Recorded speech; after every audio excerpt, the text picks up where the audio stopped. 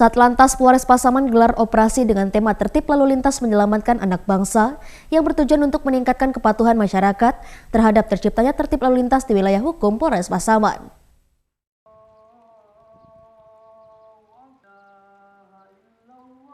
Dalam pelaksanaan operasi Patuh Singgalang 2022, jajaran Satlantas Polres Pasaman mengutamakan penindakan pada 7 pelanggaran skala prioritas, di antaranya pengendara yang tidak menggunakan helm SNI, pengendara yang berbonceng 3, pengendara yang menggunakan HP, pengendara yang mengkonsumsi alkohol, pengendara yang melawan arus, pengendara di bawah umur, dan pengendara yang tidak menggunakan sabuk pengaman.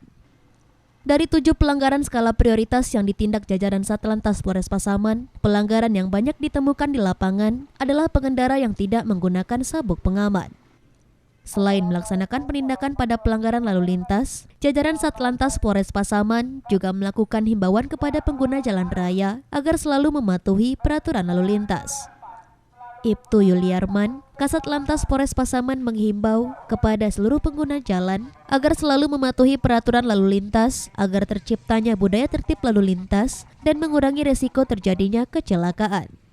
Serta dalam operasi Patuh tahun 2022, jajaran Satlantas Polres Pasaman juga menyerahkan bantuan sembako kepada masyarakat kurang mampu yang berada di jajaran wilayah hukum Polres Pasaman.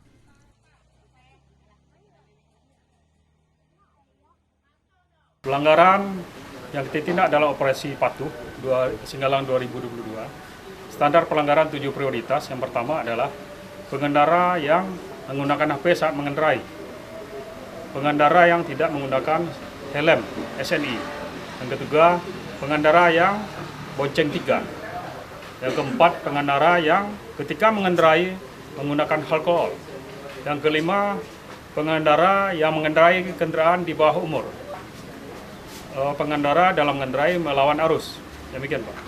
Ya, Pak, kita di Polres Pasaman, alhamdulillah, untuk pengendara pelanggaran yang kita temui sekarang yang banyak adalah sebagai pengendara mobil, di mana pengendara mobil ini tidak menggunakan safety belt, karena pengendara mobil ini belum memahami betul begitu pentingnya menggunakan safety belt saat mengendarai. Dari Pasaman, Sumatera Barat, Ari Yohanes, iNews melaporkan.